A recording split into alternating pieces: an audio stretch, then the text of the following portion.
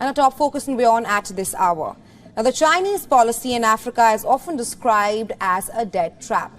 Experts say it is a part of a deliberate strategy to loan unmanageable sums to African countries, draw them into China's sphere of influence, and force unfair commitments upon them.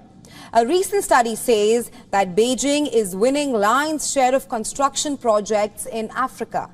In the 1990s, about 8 out of 10 contracts to build infrastructure in Africa were won by the Western companies. By 2013, that is when Xi Jinping became the president, the Western firms were running 37% of African infrastructure projects versus 12% for Chinese companies. According to a report, the tables have now turned. That's what the report claims. The Chinese companies accounted for 31% of the African infrastructure contracts valued at $50 million or more in 2022, compared with 12% for Western firms.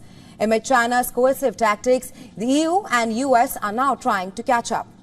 In June, the G7 leaders pledged to raise $600 billion in private and public funds over a span of 5 years, in a bid to finance infrastructure in the developing countries.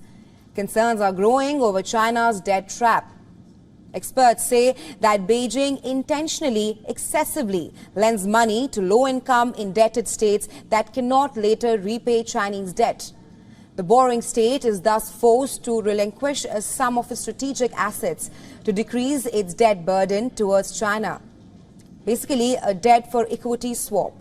The countries are becoming ensnared in a debt trap that leaves them vulnerable to China's influence.